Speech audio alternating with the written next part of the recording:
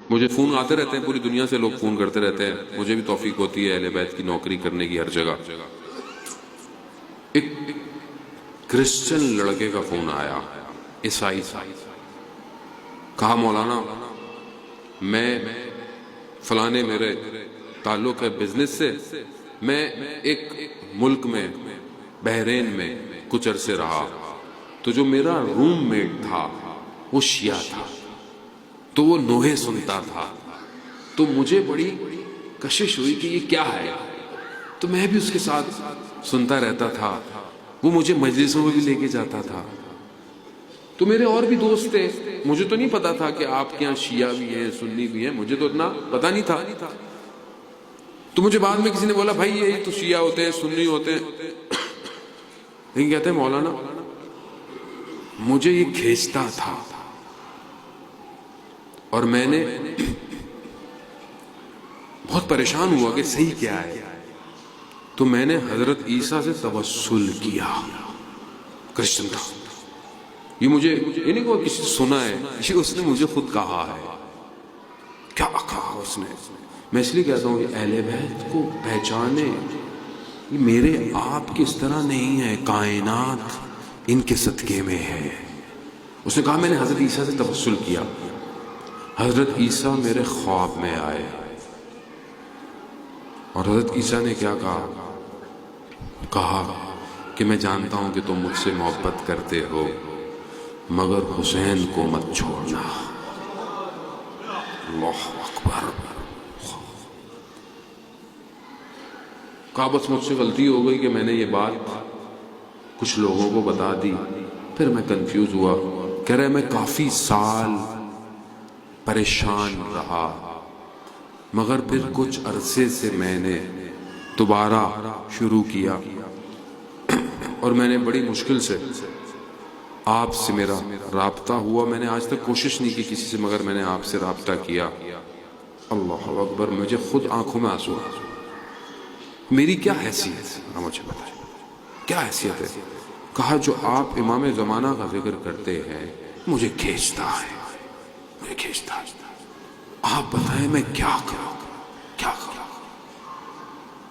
میں نے کہا ہم بھی حضرت عیسیٰ کا انتظار کر رہے ہیں، حضرت عیسیٰ کا انتظار کر رہے ہیں، امام کے پیچھے حضرت عیسیٰ نماز پڑھیں گے، میں نے کہا ہم بھی حضرت عیسیٰ کا انتظار کر رہے ہیں۔ عزیزان محترم، کیوں اس جوان نے، وہ جوان ہے، اس نے کیا بات کی، وجہ کیا ہے جو میں آپ جوانوں کو، اس نے کہا کہ میں حالانکہ عیسائی ہوں لیکن میں نے کبھی حرام گوشت نہیں کھایا، حرام نہیں کھایا، پاک تھا۔ حضرت عیسیٰ نے ہدایت دے دی۔ عزیزان محترم، ہم تو بچپن سے ناد علی ناد علی یا علی یا علی، ہمارا تو بچہ گرتا ہے تو کہتا ہے یا علی مدد۔ میں اپنی چھوٹی بچی کو خود دیکھتا ہوں کہ میں نے کہا میں نے تو نہیں سکھایا ہے اس کو، ماں نے سکھایا ہے، شاید ماں نے زبانی بھی نہیں سکھایا، ماں کے وجود سے اس بچی نے، وہ ذرا سا کہیں پھنستی ہے وہ کہتی ہے یا علی مدد۔ یہ ہماری دینت ہے، بچائیں اپنے آپ کو عزیزان محترم، امام کے لیے بچائیں، امام کو میری اور آپ کی ضرورت ہے۔